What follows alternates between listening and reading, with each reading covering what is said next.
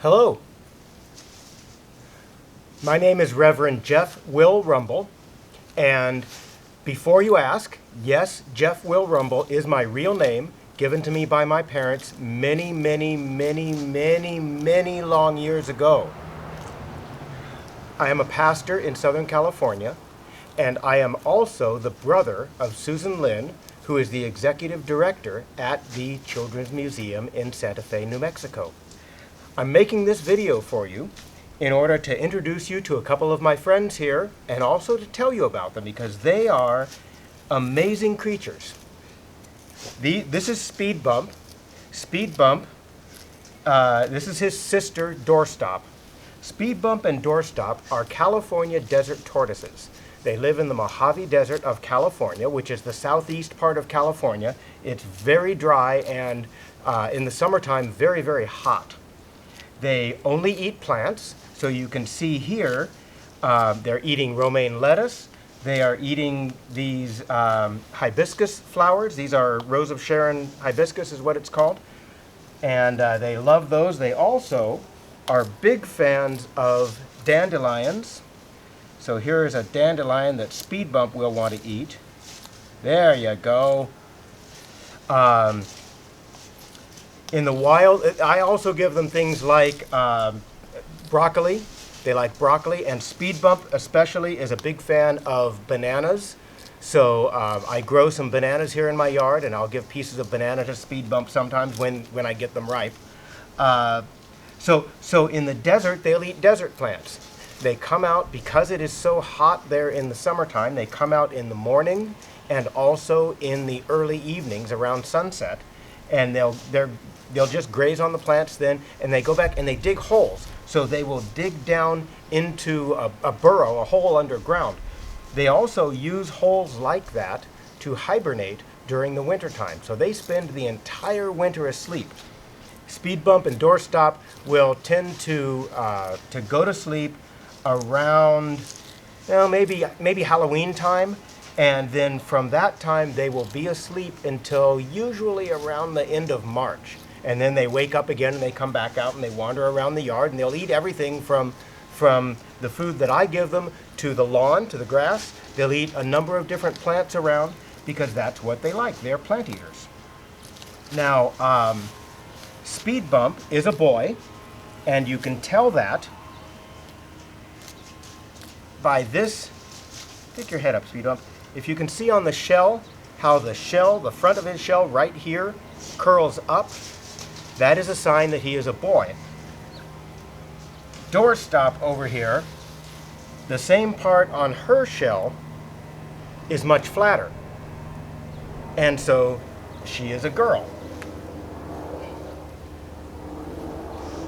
The boys will each have a territory, and the territory is usually about the size of a football field, and then the girls can wander from territory to territory. But the boys will actually fight, and they use this part of the shell that's turned up to push against each other and to try and get leverage and hook underneath each other and pick each other up. And that's how they fight and decide who owns this territory or that one. Because of their very hard shells, there's not a whole lot that can damage them. And even then, when they are afraid, when they're frightened, they will pull their arms and necks in as much as they can. So especially once they get to be bigger like this, and these are adults, once they get to be bigger, they're pretty safe most of the time from most things, as long as they don't get turned over. When they get turned over, then they're in trouble because then they can't move and they have a hard time getting back up. And then the sun can beat on them, and that can be very dangerous for them. These two are about 25 years old. Ms. Lynn had them when they were first hatched, and then a friend of ours cared for them for a little while, and then they came to me after that, and I have had them for trying to think. It's a little over 20 years, I think. I think 22, 23 years that I have had these at my house. I had them at where I used to live up north of here, and then I've been here for about 18 years now. And again, they wander around the yard and they're happy. They can live to be as much as 100. So these two will probably live longer than me. One of the reasons that I wanted to make this video for you and tell you about California desert tortoises is that I was out in the desert, out in the Mojave Desert, I guess about a week and a half ago. And I was out there. I was actually looking for, I'm kind of a rock hound, so I was looking for things like agate and jasper. And I found here this piece of, I think it's got some agate. I think the white might be calcite, the red might be a jasper. And even I found this out there on a mountain. It's a place called Sleeping Beauty Mountain. It's right near an area called Lavick, which is famous for jasper. And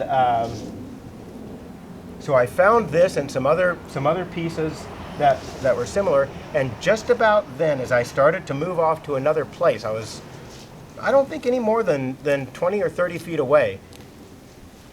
That's where I found this. Now this is a shell from a California desert tortoise, and it was just the shell. You can see the animal lived a number of years ago.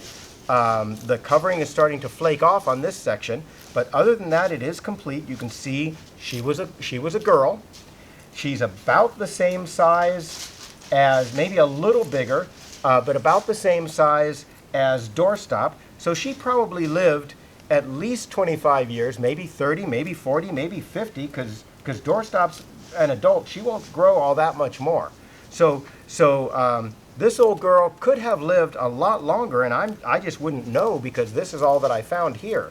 But I wanted to send this to you so that you can look at it and examine it and learn about California desert tortoises.